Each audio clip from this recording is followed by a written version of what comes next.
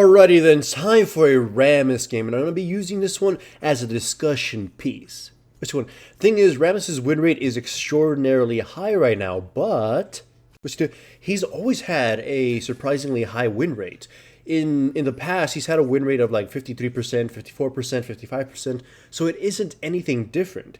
Except now, it's sort of gotten nerfed because the win rates are the only thing we have to go by with preseason.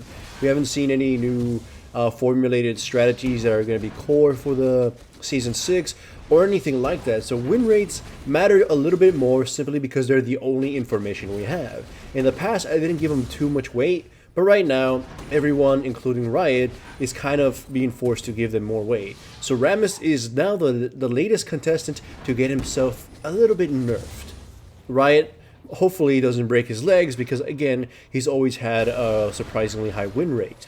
Just right now, everything in the game sort of fits him properly. Like, there's a lot of AD carries running around, a lot of melee champions running around. You've seen more Zinzals being played, you've seen Mundos being played, and being taunted by Rammus kind of hurts them. Even if some of them would naturally counter him anyways in the jungle because they can expose his huge-ass weaknesses. I mean, Rammus still has some issues clearing. Rammus still has some mana reliance. He's still pretty lame at pretty much anything with the jungle besides ganking. But it's just, he counters them so gloriously when it comes to team fights. And when it comes to solo queue, he preys on the disorganized. He's part of that group of junglers or just champions in general that punish the disorganization in solo queue. Like, you know, Shaco will crush the players who get too overzealous in their lanes, who don't properly take precautions when they're jungling. Rammus, it's like, oh, AD carry, you think you're brave? Well, now you get taunted and you die on top of me. Oh, you didn't bother protecting your AD carry? Well, now I'm just gonna laugh at her, force her to attack me, and she's just gonna die. He gets some artificial damage boost from his enemies because they're killing themselves upon him. He's like, if you've ever watched that anime where the entire villagers just keep killing each other, he's basically that girl who puts a knife on the wall and stabs themselves on the head. I mean, stabs herself on the head. That's what he causes to the enemy champions. It's like, you should know better. Don't focus Rammus, yet in solo queue, people are going to do that shit, because whatever.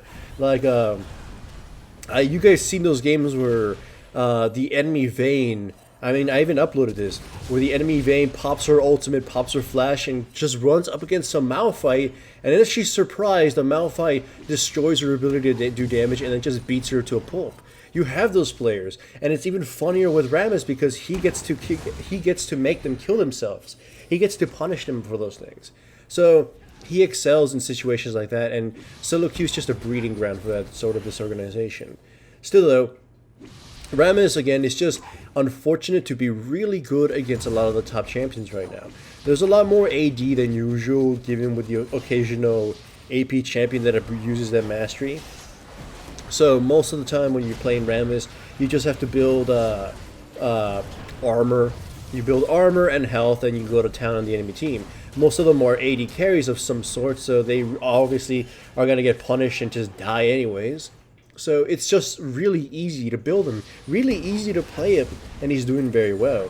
Now, that's why I'm a little bit concerned with the fact that he got nerfed, or he's going to get nerfed. If you saw the latest PvE patches, they're lowering the duration of the slow on his Q, which, to be honest, isn't the biggest thing, because most of the time you're just taunting and then you're queuing anyways, or you queue into them and then you taunt them, which kind of makes the slow pointless.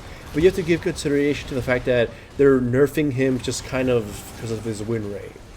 And I'm just wondering if Riot should really be looking to nerf every single thing just because their win rates are a little bit high. Like I said earlier, there is no real discernible strategy in place yet because we haven't seen competitive play.